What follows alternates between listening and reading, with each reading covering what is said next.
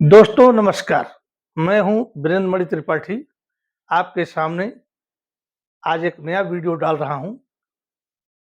जिस आदमी ने हिंदू धर्म की रक्षा के लिए, गौ और ब्राह्मण की रक्षा के लिए और हिंदू धर्म का पताका फहराने के लिए और अटक से कटक तक हिंदू साम्राज्य बनाने के लिए कसम खाई थी, प्रतिज्ञा किया था, लेकिन वक्त ने साथ नहीं दिया और बहुत ही अल्प आयु में मृत्यु हो गई। इस व्यक्ति का नाम है पेशवा बाजीराव प्रथम या पेशवा बाजीराव बल्लाल। इनके पिताजी भी जो है पूना में शाहजी के पेशवा थे। इनका जन्म 1700 में हुआ था और 1720 मतलब 20 साल की उम्र में यह पेशवा बने। छत्रपति शिवाजी महाराज के राज्य में इनके पिताजी पेशवा थे। 1720 में एकाएक उनकी मृत्यु हो जाती है और इस बालक को छत्रपति साहू जी महाराज पेशवा की पद पर नियुक्ति कर देते हैं मात्र 20 वर्ष की अवस्था में। ये अपने पिताजी के साथ युद्ध में भी जाते थे और दरबार में भी जाते थे। हर चीज की बारीकियां, चाहे लड़ाई की हो, चाहे राजनीति की हो, चाहे रण कौशल की नीति हो, बहुत अच्छी तरह से समझ लेते थे और उसको हमेशा अपने दिमाग में बैठा लेते थे। ये जब पेशवा बने तो बहुत से लोग नाराज भी हुए, एक कल का लड़का क्या करेगा, लेकिन नहीं, साहू जी को यह पूर्ण विश्वास था कि यह पेशवा हमारा जो है एक दिन इतिहास में नाम अमर करेगा। यह बन गए। बनने के बाद कुछ दिनों के बाद साहू जी से कहते हैं, हे महाराज, अब समय आ गया है कि इन विदेशियों को इस धरती से मार भगाया जाए और हिंदू धर्म की पताके की कीर्ति स्थापित की जाए और साम्राज्य हिंदुओं का अटक से कटक तक बनाया जाए।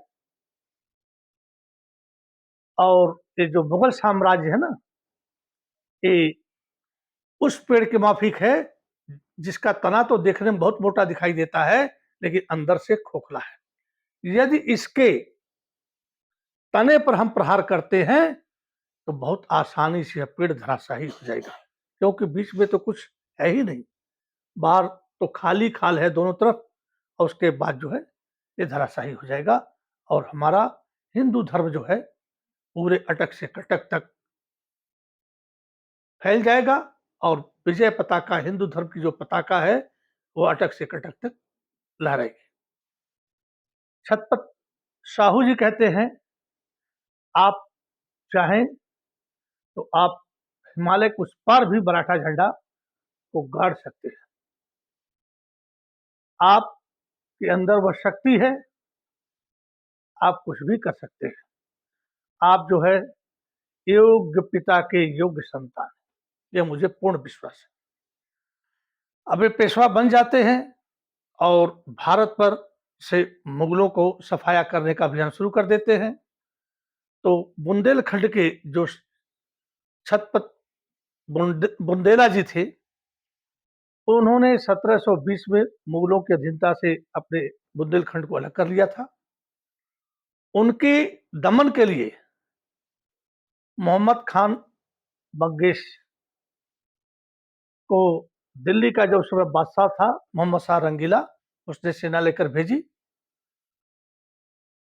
इन्होंने जब ये सेना लेकर के चला तो चंदेल बुंदेल शासक जो थे बुंदेला जी, उनको पता चला कि ये बंगेश हमारे आक्रमण करने के लिए आ रहा है। इन्होंने बाजीराव प्रथम के पास पत्र लिखा या आदमी भेजा कि बंगेश हमारे से लड़ने के लिए आ रहा है, बहुत बड़ी सेना लेके आ रहा है, मैं उसकी सामना नहीं कर सकता हूँ, इसलिए बुंदेलों की लाज और हमारी लाज आपके हाथ में है, आकर हमारी रक्षा कीजिए। ये तत्काल अपने सैनिक लेकर चलते हैं और मोहम्मद खान बुंगेश से युद्ध करते हैं और उसको मार भगाते हैं। उसके बाद ये सिद्दकील खां या निजामुल्क या सादत खां, ये जो है दिल्ली दरबार से नाखुश होकर के ये हैदराबाद चला गया और हैदराबाद में स्वतंत्र राज्य का निर्माण किया। अब ये जो है मराठों को चौथ नहीं देता था, सरदेशमुखी नहीं देता था। जो अधिकारी वहां पर नियुक्त होते थे उनको नौकरी से निकाल दिया। क्यों ऐसा? कि 1719 में मराठों और मुगल में समझौता हुआ था कि दक्षिण भारत का जितना राज्य है जिसको शिवाजी ने जीता है, जिसमें मुगलों ने जीता है, वहां से सरदेशमुखी और चौथ वसूल कर सकते हैं। लेकिन 1724 में जब यह हैदराबाद की स्थापना कर देता है तो यह चौथ देना बंद कर देता है और जो मराठा कर्मचारी थे, अधिकारी थे, उनको नौकरी से निकाल देता है। तो इस पर भी एक युद्ध होता है और यह जो है निजाम मुल्क हार जाता है और उसके बाद चौथ देने लगता है और सरदेशमुखी देने लगता है और दोस्तों इनके अधिकारियों को नियुक्ति कर लेता है और जो मुगलों से जो समझौता हुआ था उसमें 10 लाख रुपया मराठों ने दिया था 1719 में और एक वादा किया था कि जरूरत पड़ने पर 15,000 घुड़सवार हम आपको देंगे आपकी सुरक्षा के लिए। अब ये हिंदू धर्म को फैलाने के लिए युद्ध भूमि में कूद पड़े थे। अब एक ऐसी घटना घटी कि इनको मोहम्मद शाह रंगीला को डराने की एक सोच आई और दिल्ली पर भी कब्जा करने की सोच आई। ये अपने 50,000 घुड़सवार ऊना से लेकर के चलते हैं और ग्वालियर में डेरा डाल देते हैं। उस समय गुप्तचर प्रणाली दोस्तों इतनी फास्ट थी कि आप चले नहीं कुछ किलोमीटर तब तक आगे वाले को पता चल जाता था। बहुत तेज थी। घर घर में गुप्तचर थे, हर विभाग में गुप्तचर थे, लेकिन कोई नहीं पता कर पाता था कि कौन गुप्तचर है। इतने विश्वासपात तो उस आदमी को बन जाते। ग्वालियर में जैसे ही चले थे, ग्वालियर में डेरा डाला तो दिल्ली और ग्वालियर के बीच में का जो रास्ता है मथुरा होकर के रास्ता है। मथुरा में 4 सेनापति जो लखनऊ के सूबेदार थे, उसके बाद और 3 जगह सूबेदार थे, वह तकरीबन 1 लाख सेना लेकर के और पेशवा को रोकने के लिए तैयार हो गए। पेशवा को भी सूचना मिल गई कि 80 से 1 लाख इनकी सेना है, अब हम क्या करें? तो लड़ते हैं तो बहुत क्षति होगी, दिल्ली तक हम पहुंच पाएंगे कि नहीं पहुंच पाएंगे। तो इन्होंने तुरंत क्विक एक्शन लिया।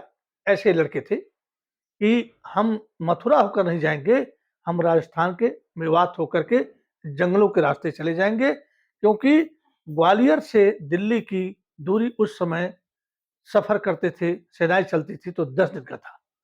लेकिन यह रात में चुपके से निकले और 2 दिन 1 रात में यह दिल्ली में जो है के बाहर जो है काली माता का मंदिर है, तालकोटरा के पास ये पहुंच गए। यह समाचार दिल्ली दरबार में पहुंच गया कि मराठे हमारे दरवाजे पर आ गए हैं। तो सब हंसे कि अरे हमारी तो 1 लाख की सेना मथुरा में पड़ी है, ग्वालियर से चलेंगे, मूली गाजर की तरह से काट देंगे, ये नहीं हो सकता है। मेवाती कुछ आए हैं जो लुटेरे हैं और हमारे आकर के लूट रहे हैं और लूटपाट कर चले जाएंगे। फिर भी मोहम्मद शाह रंगीला को डर तो समा गया था कि कहीं ये हमारा सोच, हमारे दरबारियों का सोच गलत ना हो और वाकई में मराठे आ गए हों, क्योंकि मराठे बिजली की गति की तरह से सफर करते थे। उन्होंने रास्ते में कहीं आराम ही नहीं किया, मतलब 2 दिन कंटिन्यू चलते रहे और 1 रात और 10 दिन का रास्ता जो उन्होंने इतने में पार कर लिया और दिल्ली के दरवाजे पर आकर के पहुंच गए तालकटोरा में। उसने अपना एक गुप्तचर भेजा कि जाओ पता करो कि वाकई में मराठे आए हुए हैं। गुप्तचर गया, वहां से सामान लाया, एक तो अनाज लाया, दूसरा जो है चना लाया, तीसरा अध पकी रोटी लाया और चौथा एक खड़ी लाल मिर्च लाया। मोहम्मद शाह रंगीला ने देखा कि अरे ये खा करके ये इतने बहादुर हैं, दिल्ली तक आ गए हैं, तो क्या होगा? यही पहचान थी उनकी। ये डर गया और किले में अपने को 3 दिन के लिए कैद कर दिया। और जब ये चले थे तो उसने एक आदमी को भेजा कि उस सैनिक का चित्र बनाओ जो पेशवा है, और मुझे दिखाओ कि पेशवा दिखने में कैसे लगता है। उस चित्रकार ने एक खेत में गेहूं लहला रहे थे, वहां पर चित्र बनाया और उस चित्र को मोहम्मद शाह रंगीला को दिखाया कि एक सैनिक घोड़े पर बैठा हुआ है, लगाम छोड़ दिया है और गेहूं की बालियों को तोड़ करके मसल रहा है और खा रहा है। देखते हुए घबरा गया, बोला यार ये गेहूं की बाली कच्चे ही खा रहा है, क्योंकि नवाब लोग होते थे भैया, 56 भोग करते थे, बाहरों क्या जाने वंशानुगत ये राजा बन जाते थे, युद्ध कभी लड़ते थे, इनके पूर्वज डरे थे। वे घबरा गया और दिल्ली में अपने को 3 दिन के लिए कैद कर लिया और फिर एक प्लान और बनाया कि जमुना नदी में इसने नावें लगवा दी, यदि मराठा अंदर घुस के आक्रमण किए तो प्राण रक्षा के लिए मैं गुप्त द्वार से निकलूंगा और दिल्ली को पार कर दूंगा। इन्होंने क्या किया कि अपनी जो है 10,000 की सेना दिल्ली के किनारे से जमुना की नदी पार करा करके और उत्तर प्रदेश का जो है दोआब है, गंगा जमुना का जो मैदान है, वहां पर कब्जा करने के लिए भेज दिया। पर लखनऊ का जो नवाब था उसने 12,000 की सेना अपने भतीजे के साथ इनका आक्रमण करने की भेजी। तो पहले तो ये 12,000 चले, बड़े लड़ाकू सैनिक थे, लेकिन पीछे से जब उसकी 50,000 की सेना आई तो मराठी वहां से भाग लिए। और जमुना नदी में जब ये पार कर रहे थे तो बांस गाड़ दिए थे कि जब हमको वापस हम जाएंगे तो इन इन रास्तों में पानी कम है, इस जगह पर जहां पर बांस गाड़े थे वहां से हम पार कर जाएंगे। जब वो पीछे हटे और भागे तो हड़बड़ी में कुछ रास्ते भूल गए और कुछ जमुना नदी में डूब के मर गए और उसके बाद ग्वालियर चले गए पेशवा के पास। नहीं, पेशवा के पास नहीं, यहाँ तालकोटरा में आ गए। उसके बाद जो है अब क्या हो, इन्होंने क्या किया कि अब इसको किले में कैसे घुसा जाए, पेशवा ने सोचा, क्योंकि अपना 50,000 की सेना जो है तालकोटरा के पास पड़ी हुई थी। तो वहां पर एक सेनापति कहिए या सेना का आदमी कहिए, कुछ लोग जरूरत से ज्यादा उत्साहित होते हैं। उन्होंने कहा कि अरे हम चूहे की तरह से बैठे हैं, हम मराठों को मार भगाएंगे और इसको जो है सर्वनाश कर देंगे। तो उनमें से मोहम्मद खान एक बंगस था, वो भी तैयार था, और एक जो था मीर हसन कोका। मीर हसन कोका एक युवक सेनापति था और उसने कहा कि मैं लड़ने जाऊंगा।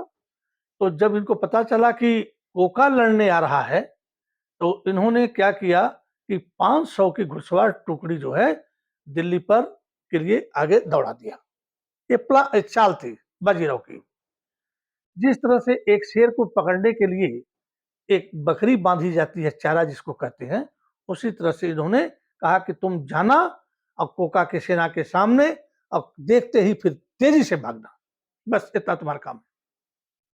500 की टुकड़ी गई, जैसे कोका की सेना खड़ी थी देखे और भागे। कोका की सेना ने और कोका ने सोचा अरे तो मुट्ठी भर है, 500 के 800 1000 होंगे और चलो उनको दौड़ा करके मार दिया जाता है। यह तेजी से दौड़े, पीछा किए उस सेना का, और जब आगे पहुंचते तो देखते कि 50,000 की सेना है। युद्ध शुरू हो गया, भीषण संग्राम हो गया। ये 20-25,000 की सेना ले गया था, वहां मराठों का 50,000 का सेना था। मराठे इन मुगलों से शरीर में मजबूत थे और उसके बाद क्या होता है, युद्ध होता है। कोका जो है इतना डर जाता है कि घोड़े से कूद जाता है और जमीन पर आकर के धूल जो है अपने चेहरे पर फेंकने लगता है। क्यों फेंकता है कि कहीं कोई बता न दे ये सेनापति कोका ही है और मराठे हमको पकड़ लेंगे और मार डालेंगे। जब अपने शरीर पर धूल फेंक लेता है, अपना काया बदल देता है, तो लोग कहते हैं अरे देखो कोका साहब है, अरे कोका साहब है। कहता अरे चुप रहो बेवकूफों, मेरा नाम मत लो, यदि मराठों को पता चल गया तो मेरा कत्लेआम कर देंगे, छोड़ेंगे नहीं। और किसी तरह से उसकी कुछ बची खुची सेना जान बचा के वहां भाग गई और दिल्ली दरबार में आ गई। अब क्या था कि अपने भाई को एक पत्र लिखते हैं यमुना जी को कि मेरे पास सिर्फ 4 घंटे हैं, 4 बज रहे हैं, 4 घंटे हैं। यदि मैं दिल्ली के किले में घुसता हूँ, तो लखनऊ की तरफ जो हमारी सेना गई थी और भाग आई थी, तो वहाँ के नवाब की भी सेना आ रही होगी। जो मथुरा में सेना पड़ी है लाखों की, वो भी आएगी। तो हम जो है दिल्ली के किले में या दिल्ली एरिया में हम घिर जाएँगे और मारे जाएँगे और हमारा रसद भी हमारे लिए खाने के लिए भी रोक दिया जाएगा। तो इससे बढ़िया है कि हम दिल्ली को बाद में लूट लेंगे और हम पहले यहाँ से अपने सैनिकों को बचा करके निकाल लेते हैं। और जो है दिल्ली के आगे आप जो है जानते ही हैं एक शहर है रेवाड़ी, और रेवाड़ी होते हुए जो है मतलब वे अपनी सेना को लेकर के पुनः चले गए। उसके बाद जो है ये क्या बोलते हैं मोहम्मद शाह रंगीला ने जब देखा कि मराठे दिल्ली आ जाएंगे, दिल्ली पर कब्जा कर लेंगे, तो जरूरत से ज्यादा वो घबरा गया। उसने हैदराबाद के निजामुल को बुलाया और सलाह मशविरा किया कि आप भी खतरे में हो, हम भी खतरे में हैं, हम भी बर्बाद हो जाएंगे, हमारी भी राजशाही चली जाएगी, आपकी भी चली जाएगी। ऐसा करो कि इन मराठों को जितनी सेना चाहिए आप हमसे लो और इनको जड़ से खत्म कर दो। निजाम भी इनसे परेशान था, तो इसने एक विशाल सेना लेकर के और हैदराबाद के लिए चला और रास्ते में भोपाल पड़ता है और भोपाल में एक ठहरा। तो अभी आपको मैंने बताया था दोस्तों कि इतनी तेज गुप्तचर व्यवस्था होती थी कि बाजीराव के पास यह सूचना मिल गई, निजाम एक बड़ी सेना के साथ जो है जा रहा है और उसके बाद भोपाल में ठहरेगा। बाजीराव बल्लाल ने अपनी 50,000 की सेना लेकर के चले और उसको चारों तरफ से घेर दिया। 10,000 की सेना हैदराबाद की तरफ कर दी कि यदि इसका निजाम का लड़का यदि आता है लड़ने के लिए तो वहीं पर रोक दो। और 10,000 की सेना जो है मतलब दिल्ली की तरफ आगे कर देते हैं कि यदि दिल्ली से कोई मदद आती है, मल्हारा होलकर को कह दिया उसको वहीं पर रोक देना, और ये पूरा घेरा डाल दिया। अब घेरा डालने से क्या हुआ, इनका रसद पानी सब कुछ रुक गया और उसके बाद ये भूखे मरने लगे, अपने घोड़े को काट करके खाने लगे, सब कुछ की व्यवस्था गड़बड़ हो गई। बाजीराव पेशवा कहते हैं कि मुझे समझ में नहीं आया कि ये जो है निजाम मुल्क भोपाल में क्यों डेरा डाल के बैठ गया, क्या इसकी प्लानिंग थी। लेकिन जब ये मरने लगे तो उन्होंने समझौता किया और समझौता करने पर हुआ कि जो नर्मदा और नदी है उसके आसपास के क्षेत्र जो है मराठों को मिल जाएंगे और 50 लाख रुपया हर जाने का रुपया इन्होंने दिया और कुछ क्षेत्र भी दिए। शांति हो गई, मराठे वापस चले गए, निजाम डर गया, कोई अटैक नहीं हुआ। उसके बाद जब ये बुंदेलखंड के शासक बुंदेला की जब मदद करने पहुंचे थे, तो बंगस खां को जब हरा दिया था, तो उन्होंने इनको जो है झांसी, कालपी, सागर का इलाका बाजीराव को दे दिया और अपनी पुत्री मस्तानी जो एक मुस्लिम दासी से पैदा हुई थी उसकी शादी बाजीराव से कर दिया, क्योंकि बाजीराव ने जब उस लड़की को देखा तो इनका दिल आ गया था। अब ये हमारा पेशवा जो है युद्ध में आए दिन इसका अभियान चलता रहा और अभियान इतना चलता रहा ये पेशवा 20 साल तक था। 1720 में पेशवा बना और 1740 में इसकी मृत्यु हुई। एक भी युद्ध नहीं हारा, हर जगह से चौथ और सरदुमकी लिया और कुछ क्षेत्र लिया। लेकिन समय बड़ा बलवान है दोस्तों। 1740 में बीमार पड़ता है और युद्ध के क्षेत्र में टेंट में ही इस नवयुवक की 40 साल की उम्र में ही मृत्यु हो जाती है और नर्मदा नदी के किनारे इसके पुत्र ने इसका दाह संस्कार किया। इसका ख्वाब था अटक से कटक तक हिंदुस्तान के धर्म की पताका जो है फहराना और फिर से स्थापित करना, लेकिन अधूरा रह गया।